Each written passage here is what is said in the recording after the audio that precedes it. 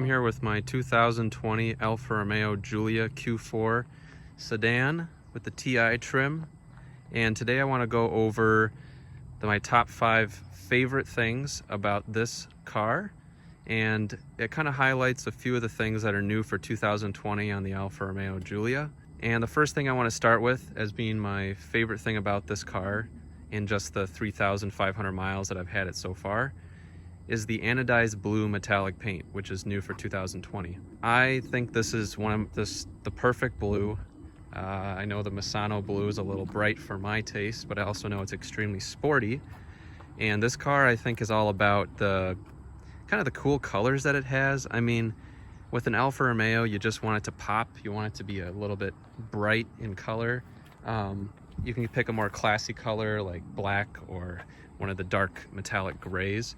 But I think with an Alfa, I had a red one before, and red is just a classic color for it, but I think the second best would be a blue, and this is my favorite blue by far. It's new for 2020. If you thought the Monte Carlo blue was a little dark, a little too navy blue, and the Misano was a little bright and a little turquoise, this is like a very deep kind of ocean blue metallic, and I just absolutely love it. My second favorite thing about this particular car is the tan interior. I think my favorite thing about Alfas is just the customizability of the interior colors. You know, you can get black, you can get red, you can get tan, you can get cream, or in the Stelvio you can get the chocolate color, or you can get the white leather as well. So there's like 6 or 7 different combinations of interior colors that you can get with this car, and I absolutely love the tan. I think the chocolate would have been nice as well, but that's only on the Stelvio. But otherwise, just the normal tan is so sharp and classy that I really like it a lot. And I just think this tan looks a little orangish on camera in bright sunlight, but in real life it's a little more camel colored, let's call it. And even the standard seats are pretty comfortable. The Lusso seats I think are the most comfortable. The sport seats are supportive, but you really want a sporty sedan because those will really hug you quite heavily on the side bolsters, so just keep that in mind. So overall, I'd say, yeah, I mean, the tan interior is where it's at in terms of, for just my taste. So I would say that's my second favorite part about the 2020 Giulia. The third favorite thing that I have about this car, or that I really like about this car, stepping inside again, is a touchscreen infotainment system. This system I really like a lot. It's got new performance pages, which is kind of an FCA Uconnect kind of inspired system, because it's called the same exact thing in the SRT models that FCA makes. So if you go into performance content, you can do a lot of customizability stuff here. And it's a touchscreen, and it's got a lot of cool little graphics now for 2020, and you get a standard touchscreen that's 8.8 inches by diagonally. It's a little, like, it's really widescreen, so if you like the horizontal layout of a infotainment system, you're gonna really like this. So these are all the things that it'll show in the performance pages. You can show your all-wheel drive status, consumption history, efficient drive, technical gauges, yeah, and rear-wheel drive right now because we're just stopped, and it only engages all-wheel drive if the rear wheels slip. So, or if you're in dynamic mode, then it's all-wheel drive all the time. There was a technical service bulletin for anybody who has a 2020 that was released on June 20th, I believe, and it updated the infotainment so that you got the right oil change level and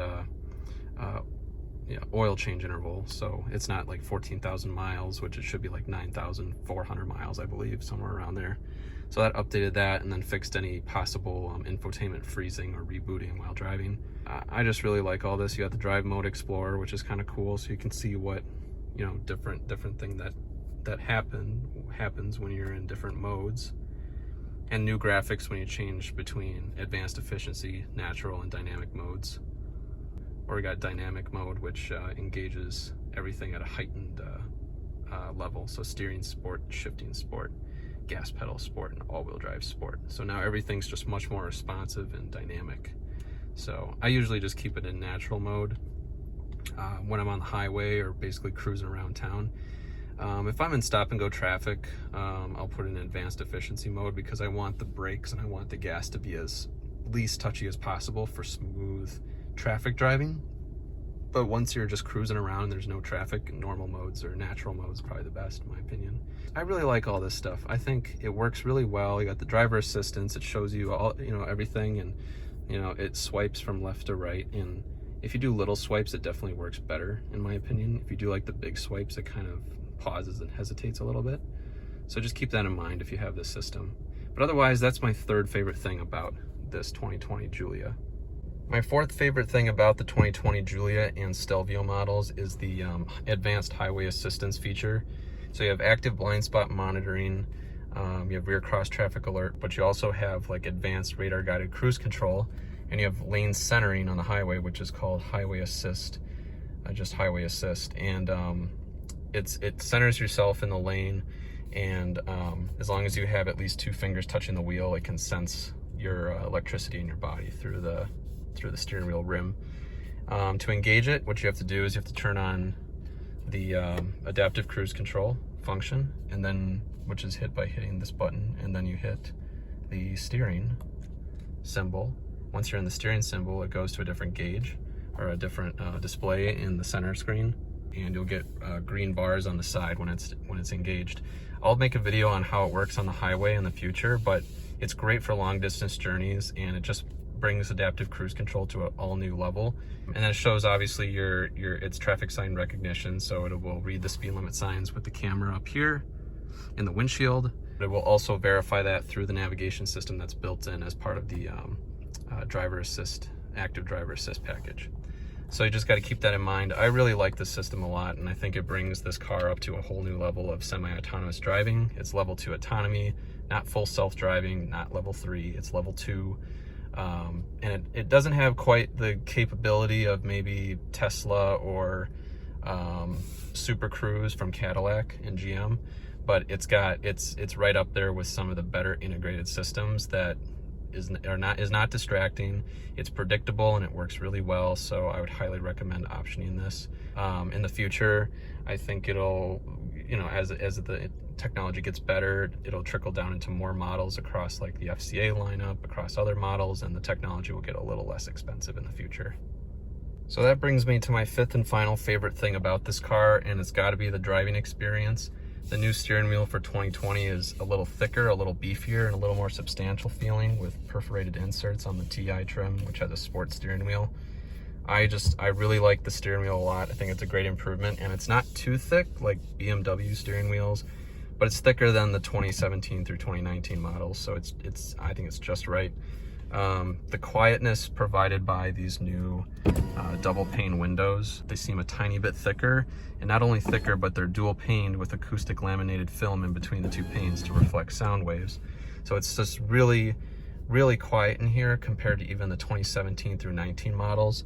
There's even less road noise, so there must have been other enhancements done in the vehicle to make it even quieter for 2020. I would say the quietness is great. The steering wheel feels amazing. The steering feel is just right. And fuel economy is outstanding. I've been getting 30.6 miles per gallon on this tank, and I'm at a half a tank right now. So I can do 500 miles on a tank according to this, because I'm doing over 250 on half a tank. So 30.6 miles per gallon over the course of this, all the time I've had this car. So 3,600 something miles. 30.4 miles per gallon in the summertime, and the engine has just been was breaking in for 1,000 miles at that time. So honestly, it'll just go up even more in the future. So 30 miles per gallon is great, and I floor this car almost every time I drive it, so it's not like I'm babying it 24/7. Steering response, awesome. Throttle response, great.